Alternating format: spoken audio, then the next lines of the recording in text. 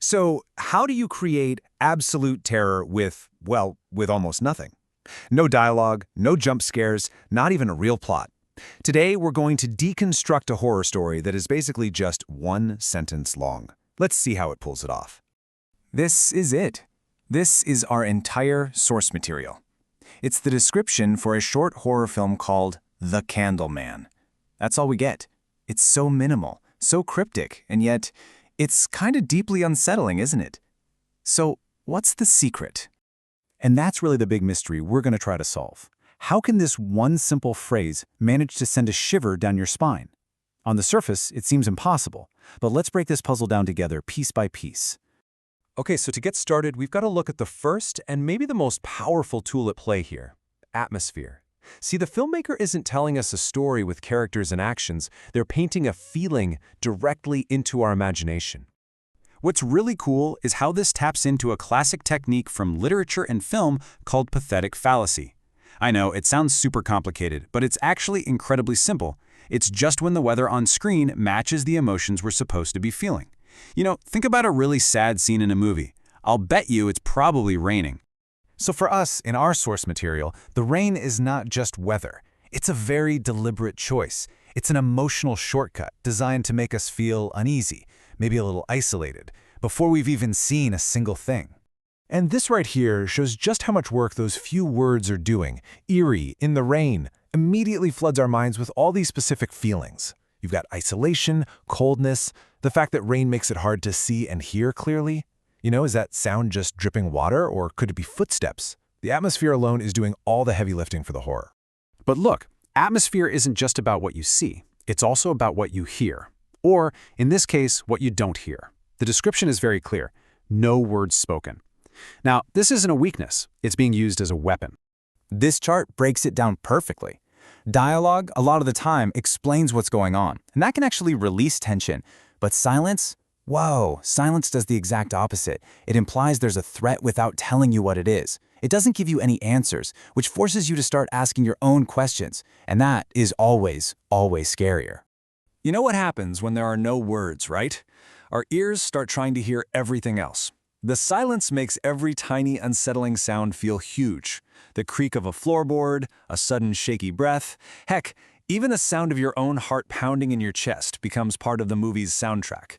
You're not just watching anymore. You're an active participant in building that tension.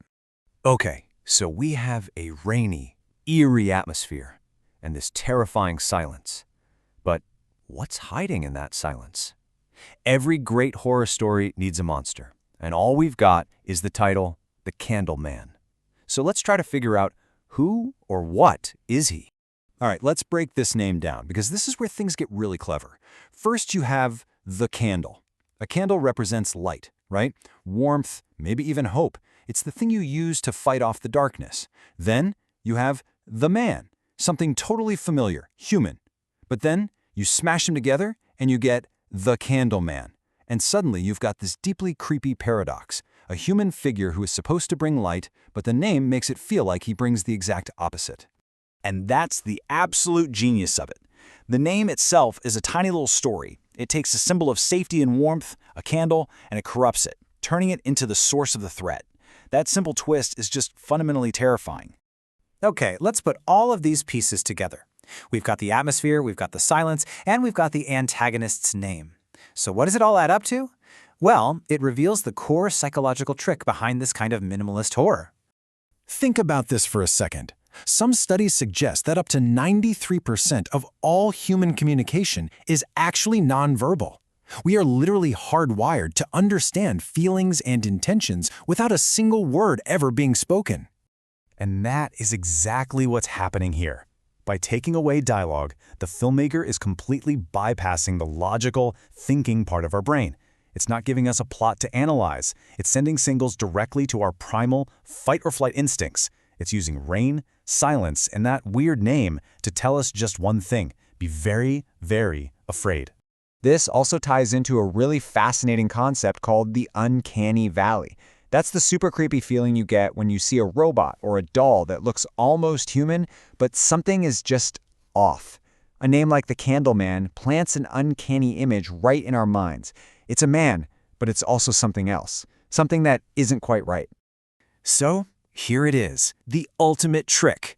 The film's description doesn't show you the monster. It hands you a terrifying canvas, rain, silence, a creepy name, and then it forces your own imagination to paint in all the horrifying details. The real horror isn't what the film is telling you, it's what it isn't telling you. So I'll just leave you with this final thought to chew on.